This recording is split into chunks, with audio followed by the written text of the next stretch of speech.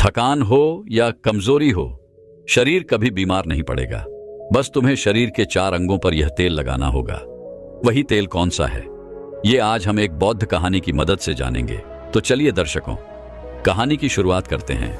जिस प्रकार से आप किसी वृक्ष की जड़ों में पानी डालते हैं तो वह जड़ में डाला हुआ पानी वृक्ष के पत्ते तक पहुंच जाता है, और अगर आप ऊपर ऊपर से जल का छिड़काव करते हैं तो उसका कोई प्रभाव नहीं पड़ता और जल के अभाव में वृक्ष सूख जाता है। मतलब सही स्थान पर जल डालोगे तो लाभ होगा। इसी प्रकार से हमारे शरीर में कुछ ऐसे विशेष स्थान होते हैं जहां पर आप तेल लगाते हो तो उसका प्रभाव हमारे पूरे शरीर पर पड़ता है। हमारे आयुर्वेद में बताया गया है, यदि हम शरीर के इन 4 स्थानों पर तेल लगाते हैं तो उससे हमारा शरीर खुद अपनी बीमारियों को स्वतः ही ठीक कर लेता है। और सबसे अच्छी बात तो यह है कि इसमें ज्यादा समय भी नहीं लगता और कोई खर्चा भी नहीं आता, बल्कि आपके शरीर को भी लाभ प्राप्त होता है और आप बहुत सारी बीमारियों से बच जाते हैं।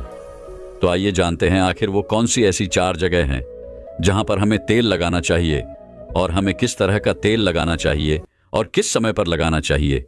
एक बार की बात है, एक गुरु जो आयुर्वेद के बहुत बड़े झांता थे, वह अपने शिष्य से कह रहे थे कि बेटा, क्या आपको पता है कि आपका शरीर किससे बना है? हमारा शरीर 5 तत्वों से बना है। इन 5 तत्वों में प्रोटीन, विटामिन जैसी ये सभी चीजें आती हैं और हमारे शरीर में 3 दोष पाए जाते हैं, वात, पित्त, कफ। और हमारी हर बीमारी की जो भी जड़ है वह इन 3 दोषों में ही होती है। क्योंकि अगर हमारे शरीर में वात बिगड़ता है तो 60 से 70% बीमारियां आती हैं, और अगर पित्त बिगड़ता है तो 15 से 20% बीमारी आती है, और अगर हमारा कफ बिगड़ता है तो हमारे शरीर में 5 से 10% बीमारियां आती हैं।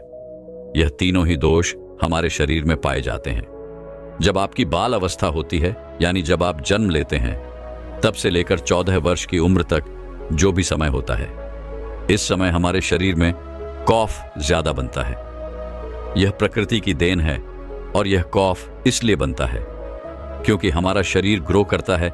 इस समय कफ का बनना बहुत जरूरी भी है, लेकिन हमें इस पर ध्यान देना है कि हमारा जो कॉफ है वह संतुलन में रहे, वह ज्यादा बड़े नहीं। अब छोटे बच्चों को तो इस बात का पता ही नहीं रहता, लेकिन उनके माता पिता को इस बात का ध्यान रखना चाहिए कि उनके बच्चे को ऐसा आहार न दे जिसके द्वारा उनका कफ बिगड़ जाए, क्योंकि अगर कफ बिगड़ गया तो उन्हें टीबी, दमा इत्यादि भयंकर बीमारियां हो सकती हैं। इसके बाद युवावस्था है, जो अवस्था 15 साल से 60 साल तक बनी रहती है।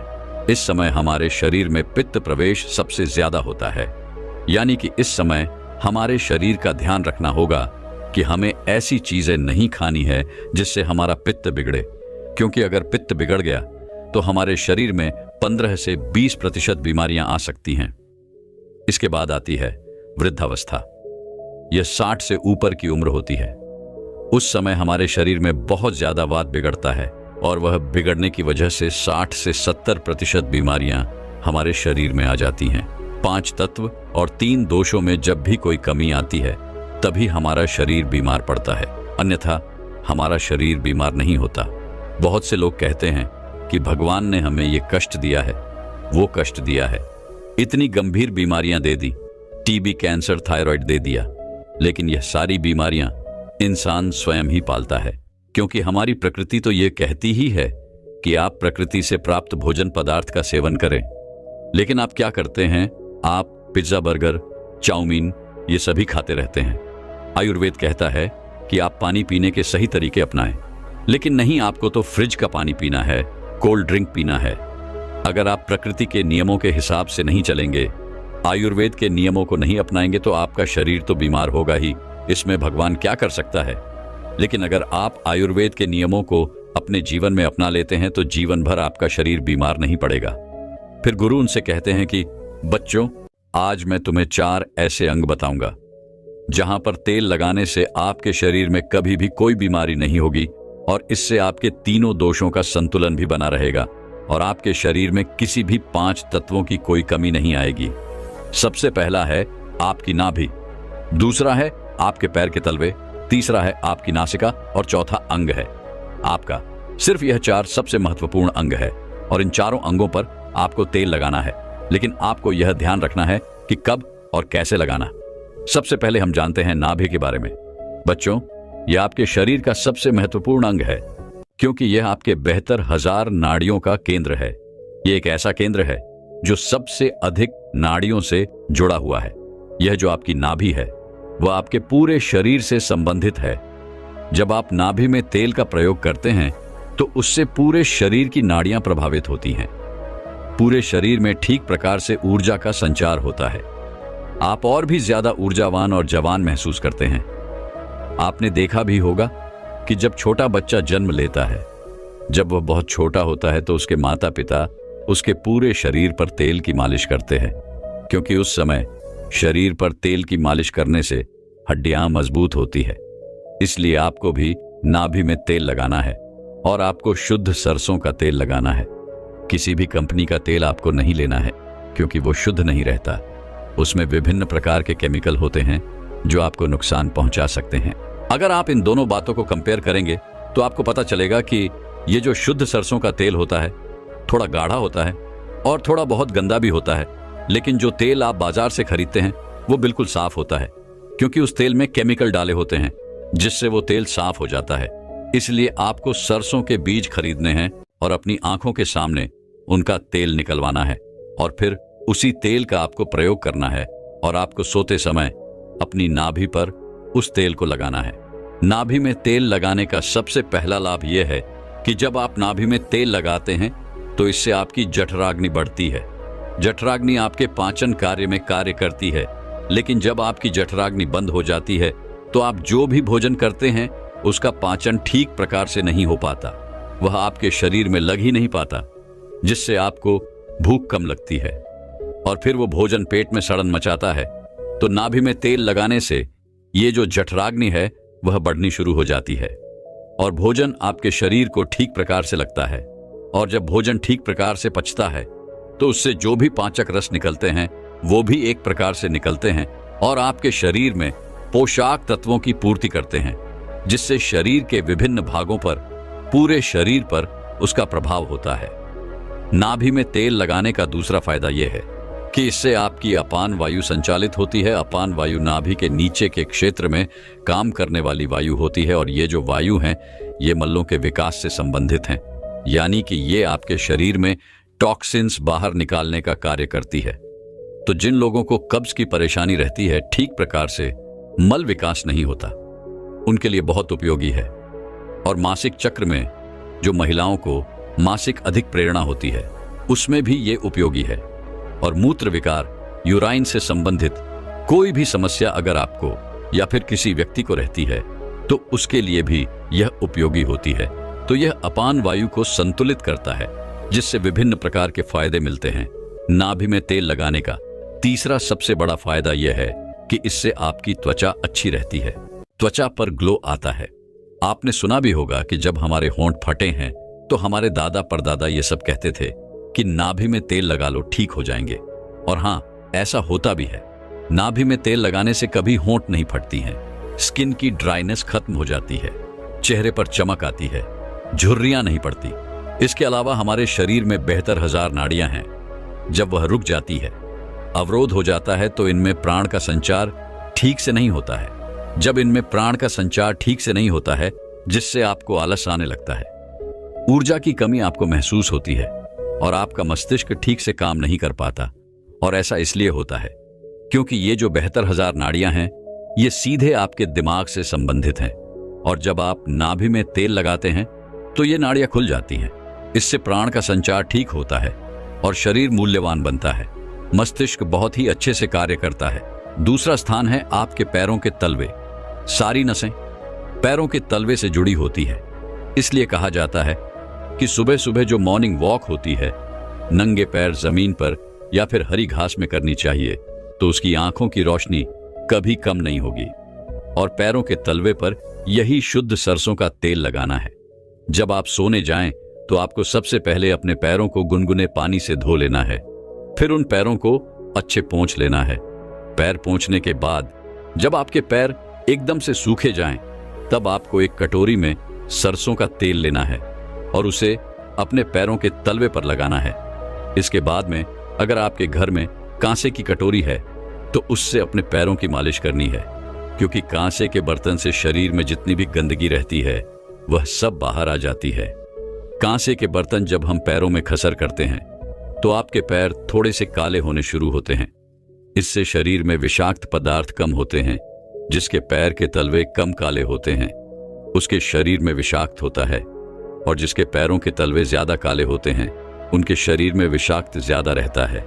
अगर आपके घर में आपकी माता है, आपकी पत्नी है, तो आप उनसे अपने पैरों के तलवे की अच्छी तरह से मालिश करवाएं, और अगर नहीं है तो आप स्वयं ही मालिश कर सकते हैं। जब आप 5 मिनट तक अपने पैरों के तलवे की मालिश करते हैं तो आपको तुरंत नींद आना शुरू होती है। जो लोग सोने के लिए नींद की दवाई का प्रयोग करते हैं, जिनको चिंता रहती है, डिप्रेशन रहती है, इसकी वजह से उनको नींद नहीं आती, जिनकी याददाश्त कमजोर होती है, दिमाग से संबंधित कोई भी बीमारी रहती है, तो ये सब खत्म हो जाती है। जब आप सोएंगे तो सीधा 4 बजे आपकी आंख खुलेगी, आपको गहरी नींद और अच्छी नींद आएगी। आपकी चिंता, डिप्रेशन सब खत्म हो जाएगा। अब हम जानते हैं तीसरा, जहां पर आपको तेल लगाना है वह है हमारा सिर। सर्दियों के मौसम में जब आप शाम को नहीं नहाते हैं, लेकिन आप गर्मियों के मौसम में शाम को अवश्य नहाते हैं, तो नहाने के बाद आपके बालों को अच्छे से सूखा लें। उसमें पानी नहीं रहना चाहिए।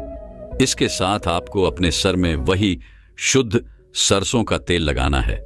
आप जो ये विभिन्न प्रकार के तेल लगाते हैं ये केमिकल से भरे हुए होते हैं। आजकल कंपनियां विज्ञापन दिखा दिखाकर लोगों को अपनी तरफ आकर्षित करती है, लेकिन ये सारे के सारे तेल जो हैं वो केमिकल से भरे होते हैं। इनसे हमारे बालों को बहुत नुकसान पहुंचता है। इसीलिए आपको शुद्ध सरसों का तेल आपके सिर पर लगाना है। इसकी अच्छे से मालिश करनी है। इससे आपकी थकान दूर होगी और आपको अच्छी तरह और गहरी नींद आएगी। सोते समय सर में तेल लगाने के बहुत फायदे होते हैं।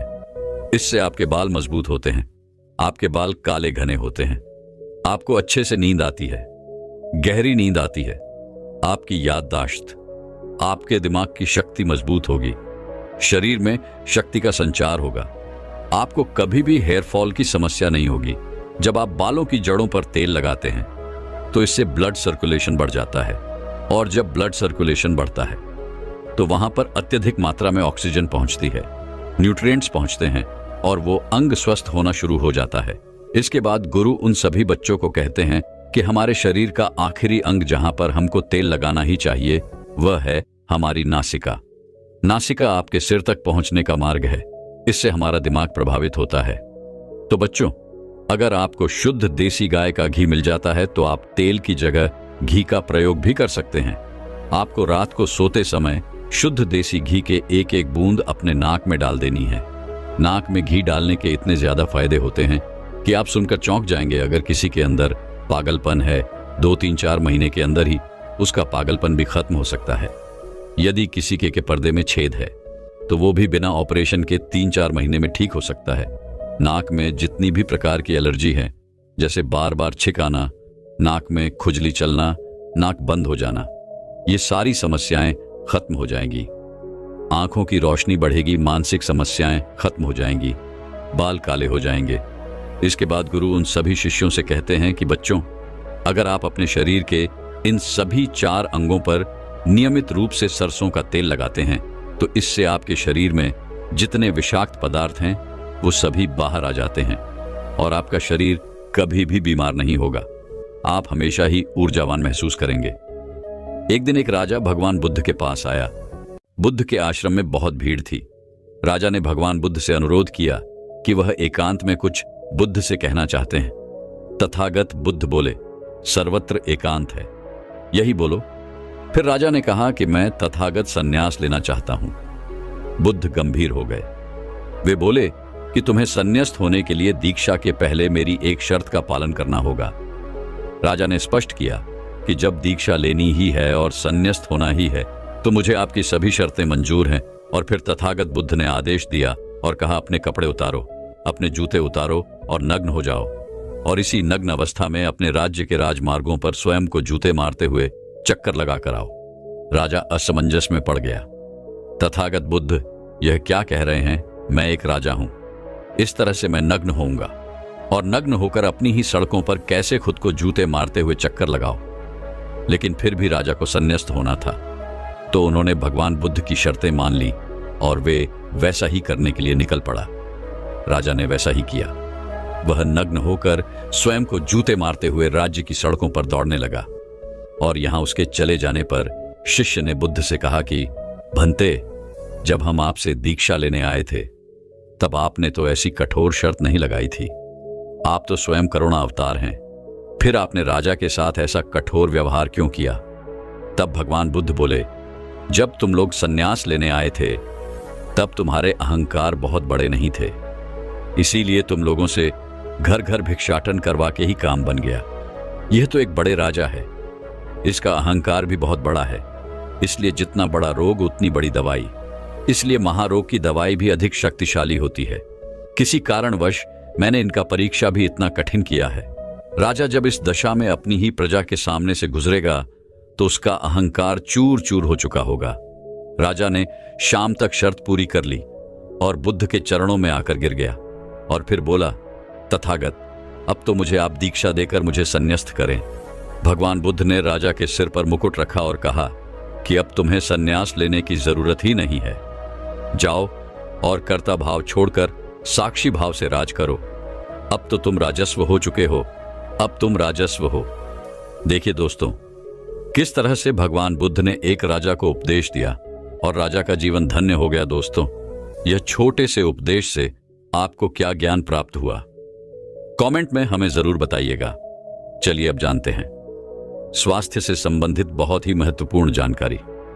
क्या आप जानते हैं कि यह हमारा शरीर किससे बना है? यह सबसे पहले जानना बहुत जरूरी है। और हमारे शरीर में कौन से 3 दोष पाए जाते हैं? हमारा शरीर 5 तत्वों से बना है और हमारे शरीर में 3 दोष पाए जाते हैं। वह दोष पित्त दोष और कफ दोष। इसे जरूरी है क्योंकि यह हर एक बीमारी का कारण होता है, क्योंकि हर एक बीमारी की जड़ यही 3 दोष है। इसीलिए जानना जरूरी होता है। तो आपका शरीर का सबसे महत्वपूर्ण दोष यह 3 दोष हैं, पित्त दोष, वात दोष और कफ दोष। अगर आपके शरीर का वात दोष गड़बड़ हो गया तो 60 से 70% बीमारी होगी। अगर आपके शरीर का पित्त दोष गड़बड़ हो गया तो आपके शरीर में 15 से 20% बीमारियां होती हैं। और यदि आपके शरीर का कफ दोष गड़बड़ हो गया तो 5 से 10% बीमारी होती है। अब इस तीनों प्रवृत्ति हमारे शरीर में कब से कब तक रहती है? जब हम जन्म से बाल्य अवस्था में रहते हैं, यानी जब हमारा जन्म होता है और 14 साल की उम्र तक हमारे शरीर में कफ प्रवृत्ति ज्यादा होती है। इस समय कफ ज्यादा बनता है। यह प्रकृति की देन है। कफ इसलिए बनता है क्योंकि हमारा शरीर ग्रो करता है। कफ बनना जरूरी है क्योंकि यह कफ हमारे शरीर के बहुत ही महत्वपूर्ण अंग है। बस हमें यह ध्यान देना है, हम अपने बच्चों को ऐसी कोई चीज नहीं देना है जिससे उनका कफ और बढ़ जाए, क्योंकि बच्चे उस समय कुछ नहीं जानते। पेरेंट्स को जागरूक होना होगा। बस हमें अपने बच्चे को कुछ भी ऐसे चीज नहीं देना है जिससे उसका कफ और बढ़ जाए। कफ बनाने वाली चीजें हमें उन्हें नहीं खिलानी है। नहीं तो क्या होगा, कफ से संबंधित जो 5 से 10% बीमारी है, जैसे टीवी, दमा, एस्मा, एस्नोबिलिया, ये सारी बीमारियां इसकी वजह से होती हैं। ये हर पेरेंट्स को ध्यान देना होगा। उसके बाद हम आते हैं बाल्य अवस्था से युवा अवस्था में। युवा अवस्था की आयु कितनी होती है? जब हम 15 साल से 60 साल के बीच में होते हैं। इस समय हमारा शरीर युवा अवस्था में होता है। इस समय हमारे शरीर में पित्त प्रवृत्ति सबसे ज्यादा होती है, सबसे ज्यादा पित्त बनता है। इसलिए हमें यह ध्यान देना होगा कि हम ऐसी कोई भी चीज न खाएं जिससे हमारा पित्त दोष बढ़ जाए। अगर हमारे शरीर में पित्त दोष बढ़ जाएगा तो हमारे शरीर में 15 से 20% बीमारियां होती हैं। इसके बाद हमारा आता है वृद्धावस्था। 60 साल की उम्र हमारा वृद्धावस्था होता है। इस समय हमारे शरीर में वात दोष बढ़ता है और वात दोष से संबंधित 60 से 70% बीमारियां हमारे शरीर में होती हैं। तो आपको ऐसी कोई चीज नहीं खाना है जिससे वात दोष बढ़े। तो दोस्तों, ये आप समझ गए कि आपके शरीर में 3 दोष का क्या रोल है। इसलिए इन 3 दोषों से संबंधित जो भी जानकारी जहां से भी उपलब्ध हो, एकत्र करें और उसे अपने जीवन में लागू करें। कारण को दूर करें और हमेशा इस बात का ध्यान रखें कि इन 3 दोषों में क्या खाना चाहिए और क्या नहीं खाना चाहिए। इन दोषियों को बढ़ाने वाली चीजें कभी ना खाएं। अब आप इन तीनों दोषियों के बारे में जान गए हैं। तो अब जान लें कि आपका शरीर 5 तत्वों से कैसे बना है। आपका शरीर 5 तत्वों से बना है और इन 5 तत्वों में प्रोटीन्स, विटामिन्स, सारे तत्व आते हैं। अब इस 5 तत्वों में और 3 दोषों में जो भी कमी आती है तभी आपका शरीर बीमार होता है, अन्यथा आपका शरीर बीमार नहीं होता। अब आप समझ गए आपका शरीर बीमार होने का क्या कारण है। जैसे कुछ लोग रोते हैं, भगवान ने हमें यह कष्ट दे दिया, भगवान ने हमें यह बीमारी दे दिया, हमें गैस्ट्रिक अल्सर हो गया, हमें थायराइड, ब्लड प्रेशर, शुगर हो गया। क्यों हो गया? भगवान ने नहीं दिया, आपने खुद पाला है। जब प्रकृति आपको खाना खाने के नियमों का पालन करने के लिए कहती है, पानी पीने के नियमों का पालन करिए, इस प्रकृति का नियम पालन करिए, तो आप क्यों नहीं कर रहे हैं? जबकि हमारा शरीर उसी तत्वों से बना है, प्राकृतिक तत्वों से ही तो बना है। हमारा शरीर भी पानी से ही तो बना है, खाने से ही तो बना है, पोशाक तत्वों से ही तो बना है। ये सारे नियमों का आपको पालन करना होगा। अब जब यह हमारा पित्त दोष कह रहा है कि यह चीज मत खाइए, पित्त और बढ़ेगा, तो आप उसे क्यों खाते हैं? पिज्जा, बर्गर आप क्यों खाते हैं? चाय आप क्यों पीते हैं? चीनी आप क्यों खाते हैं? मैदा आप क्यों खाते हैं? जब आप ये सारी चीजें खा रहे हैं तो आपके पेट में एसिडिटी बनेगा, आपका पाचन तंत्र बीमार पड़ेगा। तो जब आपका पाचन तंत्र बीमार होगा तो अनेक बीमारियां आपको आएगी। ये तो आप खुद कर रहे हो ना, अब ब्रह्मांड नहीं दे रहा है, भगवान नहीं कर रहा है। हम आप इसे खुद जाने अनजाने में कर रहे हैं। हम अपने मन को, अपनी जीभ को कंट्रोल नहीं कर पा रहे हैं। तो दोस्तों, ये सारी चीजें आप छोड़ दीजिए। अब बात करते हैं कि हमें अपने शरीर पर कौन सा तेल लगाना चाहिए, कहां पर लगाना चाहिए, इस बारे में जानते हैं। आप समझ गए आपके शरीर का निर्माण कैसे होता है। इसे सुरक्षित रखना आपके हाथ में है, इसकी सुरक्षा आप खुद कीजिए। शरीर के 4 महत्वपूर्ण अंग हैं जिससे आपकी शरीर की सारी नसें जुड़ी हुई हैं। पहला है नाभि, दूसरा है पैर का तलवा, तीसरा है आपकी नाक और चौथा है आपका सर। यह 4 सबसे महत्वपूर्ण अंग है और इन चारों जगह पर आपको तेल लगाना है। बस यह ध्यान देना है कि आपको कब लगाना है और कैसे लगाना है। तो सबसे पहले चलते हैं आपके पैरों के तलवे। जो व्यक्ति रोज सुबह जागकर मॉर्निंग वॉक करता है, नंगे पैर जमीन पर या फिर हरी घास पर, तो दोस्तों उसकी आंखों की रोशनी कभी कम नहीं होती। तो इसीलिए आपको पैरों के तलवे में शुद्ध तोरी का तेल लगाना है। इसके अलावा आप शुद्ध सरसों का तेल भी लगा सकते हैं।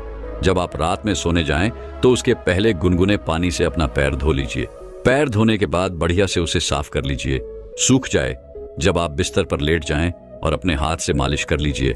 रात में सोते समय यही शुद्ध सरसों का तेल, और जैसे ही आप अपने 5 मिनट दोनों हाथों से मालिश करेंगे, तेल से गर्माहट आएगी, तुरंत ही आपको नींद आना शुरू हो जाएगा। अगर आप नींद की टैबलेट लेते हैं, अगर आप डिप्रेशन में हैं, नींद नहीं आ रहा है, तो यह दूसरे दिन से ही बंद हो जाएगा। आपको नींद की टैबलेट की जरूरत ही नहीं पड़ेगी। आपका पागलपन दूर हो जाएगा। याददाश्त बहुत तेज होती है, दिमाग से संबंधित सारी समस्याएं खत्म, और एक ही बार में आप 10 बजे सो रहे हैं। 4 बजे से पहले आपकी नींद ही नहीं खुलेगी। इतनी बढ़िया नींद आती है। तो पैर के तलवे में तेल लगाने से आपका पाचन तंत्र मजबूत होता है, याददाश्त तेज होती है, भूख लगती है, शरीर में शक्ति मिलती है, ऊर्जा मिलती है, यानी कि शरीर की सारी पोशाक तत्वों को आपूर्ति कर देता है।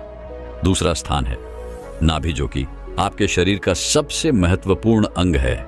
नाभि के पीछे एक ग्रंथि पाई जाती है और इसी ग्रंथि से शरीर की सारी नसें जुड़ी हुई होती है, और यह शरीर की सबसे शक्तिशाली ग्रंथि होती है। इसलिए नाभि में तेल लगाना चाहिए। आप देखते होंगे जब आपके घर में छोटा बच्चा होता है तो माताएं उस बच्चे की तेल से मालिश करती थीं, लेकिन अब तो बच्चों को तेल लगाना ही बंद कर दिया। पहले माताएं 8 से 10 बार दिन में बच्चे की तेल से मालिश करती थीं। वे कहती थीं कि हम जितनी बार तेल की मालिश करेंगे उनकी हड्डियां उतनी ही मजबूत होगी। और वह घर पर बना हुआ शुद्ध सरसों का तेल होता था। और वह शुद्ध सरसों घर का तेल और किसका बनाती थी? किसी सरसों को घूम करके, सरसों को रोक कर पहले जो उसी से मालिश करती थी, पहले वह लगा देती, उसके बाद छोड़ा करके। लेकिन आज फैशन बदल गया है। लोग तरह तरह के केमिकल युक्त तेलों से मालिश कर रहे हैं। यह किसी काम का नहीं दोस्तों। कंपनियां हमें सिर्फ बेवकूफ बनाती हैं और इससे सिर्फ बीमारियां होती हैं। क्योंकि बच्चों की मालिश के लिए सबसे अच्छा तेल सरसों का है। और गांव के बच्चों को माताएं आज भी सरसों के तेल की मालिश करती है। गांव के बच्चे शहर के बच्चों की तुलना में कितने कमजोर हैं, इसे आप खुद अनुमान लगा सकते हैं। तो दोस्तों, ये नाभि आपके शरीर का सबसे शक्तिशाली हिस्सा है। तो जब माताएं नाभि में तेल की मालिश करती थी तो पहले फूंक मारती थी। फूंक मारने के बाद उसमें तेल लगाती थी और दिन भर में 3 से 4 बार तेल लगाती थी। तो दोस्तों, आपको भी आज से शुद्ध सरसों का तेल रात में सोते समय नाभि में लगाना है। और जब आप नाभि में तेल लगाते हैं तो इसके क्या फायदे होते हैं, आप यह जानकर चौंक जाएंगे। पहला फायदा, आपको अच्छी नींद आएगी। दूसरा फायदा, दिमाग से संबंधित कोई भी समस्या नहीं होगी। तीसरा फायदा, आपका पाचन तंत्र मजबूत रहेगा। चौथा फायदा, आपको भूख बढ़िया लगेगी। पांचवा फायदा, आपके शरीर का सारा दर्द दूर हो जाएगा। छठा फायदा, आपकी आंखों की रोशनी बढ़ जाएगी, यानी कि शरीर के हर एक अंग के लिए फायदेमंद है। पैर का तलवा हो गया, नाभि हो गई। अब हम एक कदम आगे चलते हैं, वह है नाक, कान और आंख। तो दोस्तों, आपको नाक में क्या करना है?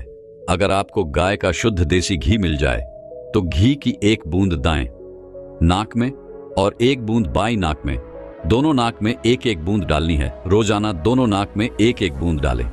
इसके इतने फायदे हैं, मैं यहां गिनाते गिनाते थक जाऊंगा। आपका पागलपन दूर हो जाएगा। अगर किसी को पागलपन है, अगर पागलपन का इलाज चल रहा है तो 3 से 4 महीने के अंदर पागलपन की दवा बंद हो जाएगी। अगर आपके कान के पर्दे में छेद है तो बिना ऑपरेशन के ठीक हो जाएगा। आपको नींद की समस्या है, नींद की समस्या दूर हो जाएगी। आपकी याददाश्त कमजोर है, याददाश्त आपकी तेज हो जाएगी। शरीर में कमजोरी है, शरीर की कमजोरी दूर हो जाएगी। जुकाम आपको कभी पूरी जिंदगी में नहीं होगा।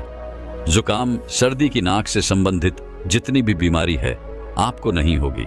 अब एक अंग और है जहां से आपका शरीर और पूरा दिमाग जुड़ा हुआ है, वह है सिर। अगर गर्मी का सीजन है तो आप स्नान करते होंगे। जब स्नान करके निकले, स्नान करने के बाद जब आपके बालों का पानी सूख जाए तो आपको अपने सिर में शुद्ध सरसों का तेल लगाना है। जैसे ही आप अपने सिर में सरसों का तेल लगाकर सिर की मालिश करेंगे तो आपको 10 मिनट बाद नींद आना शुरू हो जाएगा। सिर में सोते समय तेल लगाने से कई सारे फायदे हैं, जैसे आपके जो बाल पक रहे होंगे वो भी रुक जाएगा।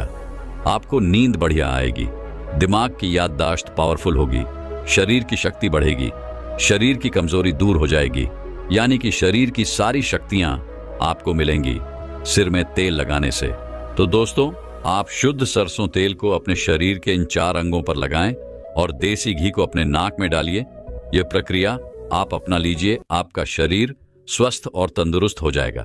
जैसे हमने कहा कि यह हमारा शरीर है, हमारा शरीर हमारे ऊपर डिपेंड है। हम इसे किस तरह से रखते हैं? मान लीजिए एक कपड़ा है, आप उसे कितनी सेफ्टी से रखते हैं? खास तौर पर सफेद कपड़ा हो गया, आप उसे पहनते हैं, पहन के बाहर जाते हैं तो आप उसे बहुत बचा बचा कर रखते हैं कि कहीं गंदे स्थान पर टच ना हो जाए। सफेद कपड़ा है, इसमें दाग लग जाएगा। कितना बचा बचा के चलते हैं और फिर आते ही खूंटी में निकालकर आराम से टांग देते हैं जिससे उसमें दाग नहीं लगता है, और फिर अगले दिन पहनते हैं और उसको ध्यान से प्रेस, आयरन वगैरह है करते हैं। तो दोस्तों, ठीक उसी प्रकार इस शरीर की देखभाल आप खुद कीजिए। जितनी आप इस शरीर की देखभाल करेंगे उतना ही आपका शरीर स्वस्थ व निरोगी बना रहेगा। तो जैसे हमने कहा, इसका पालन करिए। दोस्तों, मैं उम्मीद करता हूं कि यह कहानी सुनने से आपके जीवन में अच्छे बदलाव आए होंगे। आपको इस वीडियो से क्या सीखने मिला ये कमेंट करके जरूर बताएं और अपने परिवार, दोस्तों या आपके करीबी इंसान के साथ ये कहानी शेयर करके उन्हें भी इस ज्ञान से परिचित करवाएं। बाकी अगर आपको ये वीडियो दिल से अच्छी लगी हो तभी इस वीडियो को लाइक कर देना, और आपने अब तक इस चैनल को सब्सक्राइब न किया हो तो चैनल को सब्सक्राइब भी जरूर कर देना। आपका हर दिन शुभ हो।